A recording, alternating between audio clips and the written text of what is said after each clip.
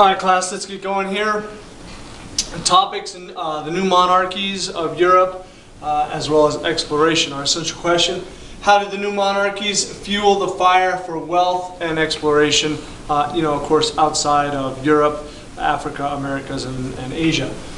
New monarchies, 1460 to 1520. How did they come about? Consolidated power created Europe's first modern nation states: France, England, and in Spain. Kings reduced power of nobility, taxes, took land, and hired armies. What were some of the other factors? Gunpowder decreased local kingdoms and effective castles. So in the old days, you would have knights and they'd have their armies, and they could all hold up in a castle and then fend off the castle or fight.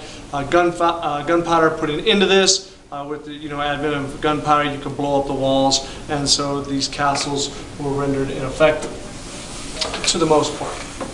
Reduced political power of the clergy, created more efficient bureaucracies.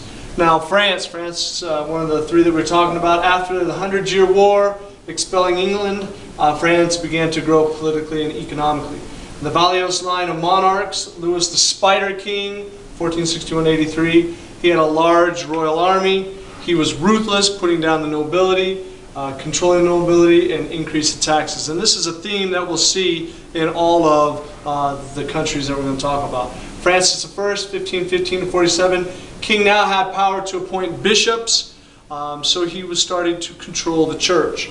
In France, took power from the papal states, more taxes, which thus could lead to an increased government. Now in England, we had the War of the Roses from 1545 to 77. It was two different noble families fighting against each other. The Tudor dynasty was born out of this, won the war, and would rule until 1603. King Henry VII, King Henry VIII, and so on and so forth. 1489 to 59, he reduced the power of the nobles, increased taxes, also raised an army. So once again, we're seeing this theme of how the kings are really taking power in their nation states. Spain, marriage of Ferdinand of Aragon and Isabel of Castile unified Spain. 1492, Reconquista, the oust of the Moors and the Jews from Spain. So earlier in the 6th and 7th century, 8th century, the Moors, the Muslims, had moved through North Africa and into Spain. So it was during this time, and we recognize this date, 1492, was also when Columbus was sailing.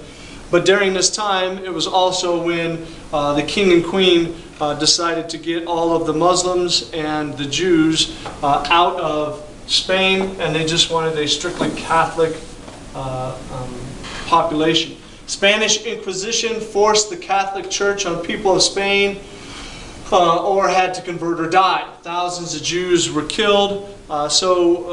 This anti-Semitism that took place during this time, a lot of people, when we studied World War II, they said, why did Hitler against the Jews? And this anti-Semitism goes back even before this time, but we see it at this time as very detrimental to the Jews. Thousands of Jewish people died because they did not convert to Catholicism.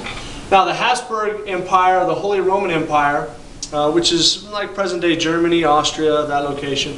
The Holy Roman Empire consisted of about 300 German states, and it was hard to unify them. So these 300 German states, each had a prince, each had their own kingdoms, their own bureaucracies, and this would hamper Germany from unifying until much later than, of course, France, Spain, and England.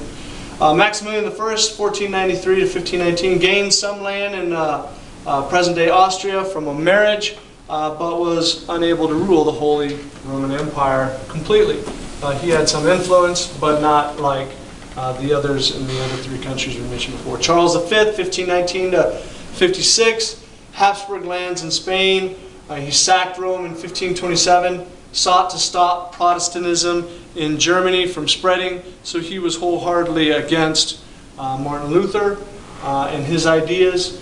Now switching gears a little bit, the commercial revolution began to take place at this time, and that was what fueled people going out around the world to try to find more products to bring back to their countries. Population growth, price revolution, States gaining power, rise of capitalism, and this was the beginning of the middle class. Some of the features of the commercial revolution: banking, the Fugger family in Germany, the Medici in Italy. We've heard the Medici. They were bankers that influenced their countries and their areas quite heavily, but banking started to increase dramatically during this time. Chartered companies such as the British East Indian Company, which was controlled by the British Kingdom, began to move about, especially into India and then what is present day the United States, the Americas. You had joint stock companies, which were individual. You could buy into a joint stock company and hope to make a lot of money, as did many people in Virginia with tobacco. Then you had stock markets form, which also increased the money flow. Mercantilism: nations sought self-sufficient status and a favorable balance of trade. So if you were a country like England, you didn't want to have to import stuff, you wanted to export stuff. This was a slow transition due to the rural nature and a farming society, so this commercial revolution didn't happen overnight. And there was a small middle class that began to rise. So this is our notes for this session. Remember, history is no mystery. Take good notes.